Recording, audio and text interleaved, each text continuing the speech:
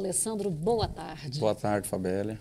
Bom, você está com uma atuação mais intensa em Piranhas, é um município próximo ao Jataí. Está quantos quilômetros aqui? 180 quilômetros aproximadamente. A diferença de altitude é significativa, né? A quilometragem é pequena, mas a altitude é significativa. Bem significativa. Qual que é a média de altitude em Jataí?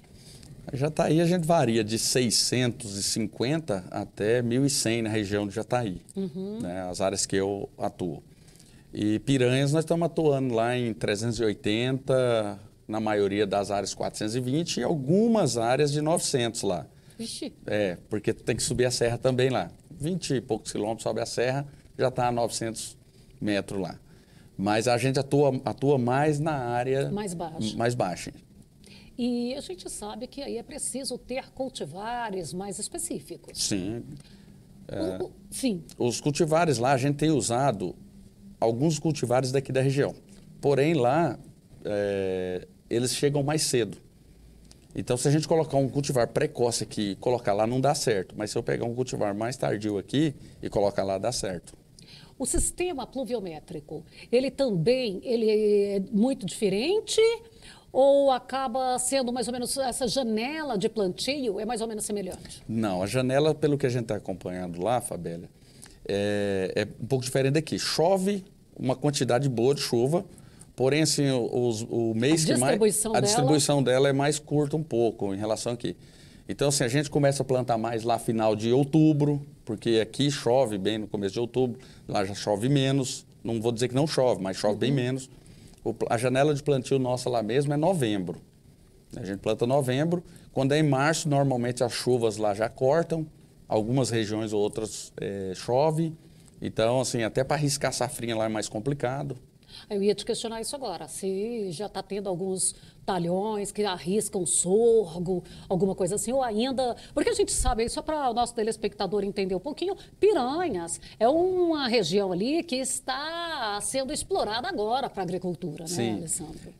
Tem cliente lá que está arriscando milho um pouquinho, outros clientes arriscando sorgo, milheto, a grande maioria arrisca milheto, né? Já temos cliente lá também arriscando capim-sudão. Porque a gente tem que achar... O capim-sudão, ele está sendo usado só para cobertura? Ele está sendo usado para fazer alguma outra... Não, a gente tem usado ele mesmo para cobertura, né? Porque o capim-sudão, ele é usado muito também como rotacionado em pastagem. Mas a gente não mexe com gado lá, a maioria dos meus clientes lá não tem gado. Então a gente está usando mesmo somente como cobertura. Assim como o milheto, né? Assim como o milheto. O milheto a gente ainda vende a semente, tem granja, procura, milheto... confinamento, procura, então a gente está colhendo o milheto e vendendo o grão também. Alessandro, você estava me falando aqui que outra opção também que tem usado ali em Piranhas e na região é com feijão calpi. Isso, feijão calpi, que é uma cultura que não é tão exigente em água. O pessoal até brinca assim, feijão calpi precisa de 3 águas, uma para nascer, outra para florescer, outra para cozinhar, né? É uma brincadeira. Claro que se ele tiver água, ele vai produzir mais. Só que ele não precisa tanto, porque se tiver muita água, ele vegeta demais. Então, ele é uma cultura que ajuda também na região lá. E o feijão calpi, mas aí ele também é feito ali na safra de verão. Safrinha. Ah, ele entra nessa opção de safrinha. Ele entra na opção de safrinha. Ele não entra... A soja ainda domina a região. Com algumas verão. coisas, milho verão, um pouquinho, mas domina ainda a soja. A gente tem visto aí algumas regiões crescendo com o feijão calpi. E essa opção, você acha que ela vem justamente para fazer ali uma rotação? Ela chega para fazer essa opção? Ela chega para ajudar no custo, né? Porque assim, ela não vai dar rotação porque eu planto a soja, daria uma sucessão. Mas aí eu posso plantar um ano calpi, no outro ano milheto, na safrinha, que vai ajudando. Porque assim, eu não acho certo plantar soja, milho, soja, milho, soja, milho. Não é o certo. A sucessão. A sucessão não é certo. A gente sempre tem que quebrar.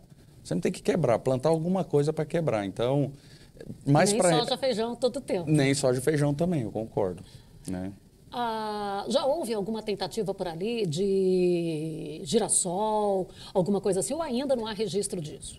Nas áreas que eu dou consultoria, não, mas o pessoal já até me convidou para ir num dia de campo lá, mostrando alguns trabalhos com girassol. Inclusive, eu estou querendo fazer uns testes esse ano com girassol lá, para a gente saber como é que ele vai se comportar ali naquela região que eu que eu atuo. E em relação à pressão de pragas, como é que fica para uma região ali de 300 metros com uma região de 900 metros? A pressão por pragas lá é bem maior do que para cá, bem maior. Então, aquele monitoramento é mais exigente. É mais exigente. A pressão por percevejo e por lagartos, principalmente lagartos. Lá, a gente tem um ataque muito maior do que aqui, né, por ser quente, né? Então, assim, custa mais caro para o produtor para ele estar fazendo essas aplicações lá, correndo atrás de resolver o problema, né? A professora e pesquisadora Jurema Ratches, ela até me disse aí há alguns dias que havia aí um ataque de falsa medideira na soja BT esse ano. Por lá vocês já perceberam alguma coisa? Já percebemos, sim, mas por enquanto nós não estamos tendo nenhum ataque. Nós estamos achando ela na soja BT. Ela me disse assim, que ainda não era na razão de prejuízo. De prejuízo nem preocupação. A única preocupação nossa ainda é porque, assim, o produtor, muitas vezes, a informação chega a ele que a soja é resistente à lagarta. Chega ao produtor. E ele não se atenta que não é a todas as lagartas. Então, nós temos... Qual que é o problema sério nosso lá hoje? Chama-se Spodoptera, que é a lagarta do cartucho do milho. Uhum. Essa é um problema. Por quê? Porque a soja BT não segura ela nada. É zero o controle dela. Porque a gente tem que lembrar que a lagarta, ela tem um complexo de lagartas, né? Não é uma lagarta. Não é uma, são várias, né? Então, assim, o complexo Spodoptera, vamos dizer, colocando todas elas aí, a BT não controla, que é a que nós temos no mercado hoje. Já está surgindo outras tecnologias para a próxima safra que já tem um controle em cosmioide, né? Está surgindo. Nós não temos plantado ainda. Mas assim, o problema maior nosso lá hoje é lagarta, é a Spodoptera e hoje está sendo a Helicoverpa já. A Helicoverpa, a tecnologia já não está conseguindo segurar igual segurava, né? Porque você vê que ela tem uma supressão. Na falsa medideira ela segurava muito, não parecia nada. Agora já está começando a aparecer. Mas é assim, 1% até agora nos nossos levantamentos. Isso também não é nada demais, né, Alessandro? Porque a gente sabe que dentro do ser vivo há essas adaptações, né? Existe. Isso aí é histórico. Eu estava conversando com um professor agora esse tempo atrás, ele falando assim, as pessoas têm que parar de achar que a lagarta fica resistente ao produto. Não. Existe um resistente que nasce resistente. Aquele resistente vai se multiplicando e quando a gente assusta, sobrou só ele. Por isso que a gente tem que fazer um manejo bem feito. Isso aí é como você fazer a seleção do seu gado, né? Pega o melhor dos animais e põe ele para recriar. Sim. E quando fala desse manejo, hoje, antes falava ali desse ciclo de fazer esse manejo da cultura. Hoje é decultivo, né? Que aí olha o anterior e o próximo. Sim, olha o anterior, o de hoje e o próximo. A gente tem que olhar tudo, porque assim, a gente olha o que teve de praga o ano passado, a probabilidade que vai ter esse ano, para a gente ver o que vai ter no ano seguinte. Só que, assim, nada é travado, né? O ano passado eu tive muito problema com ácaro e trips. Até agora eu não estou tendo problema. Nós compramos produtos para eles e não está tendo. Mas no ano passado vocês fizeram combate? Sim, fizemos, mas aí como o ano passado... baixou essa pressão. Provavelmente foi isso que aconteceu. Sim, o ano passado nós compramos em cima da hora, porque não tinha problema. Histórico deles. Então, assim... É meio complicado. Então, por isso que o manejo a gente tem que estar sempre dentro da lavoura. Não adianta achar que vai acontecer. É por isso que os senhores precisam contar ao público urbano essas aventuras de ser produtor, porque você chega num momento, tem lá o problema, você não estava preparado, corre, se prepara, no próximo você se prepara, ele não aparece, vem outro. A palhada, precisa ficar de olho nessa palhada sempre, porque chega lá uma palhada de milho que guarda uma praga que vai atacar a soja. Sempre de olho na palhada.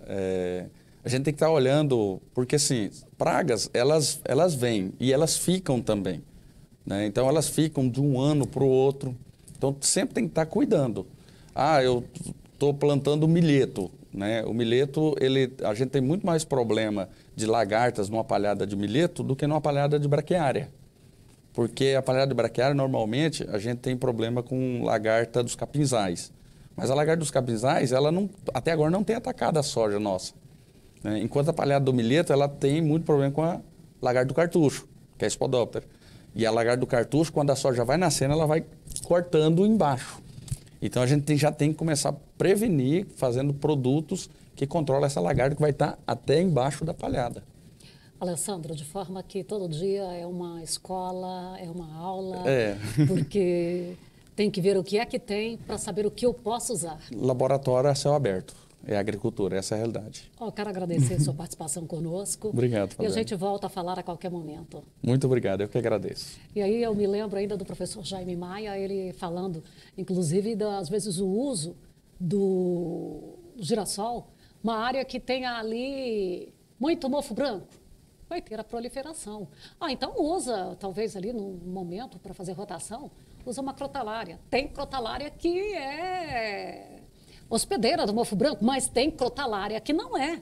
Então você precisa estar de olho. O que é a praga que tem lá na sua área e o que é que você pode usar para fazer esse equilíbrio? Porque os bioinsumos, aquelas questões todas naturais, então você vai ter as pragas todas presentes.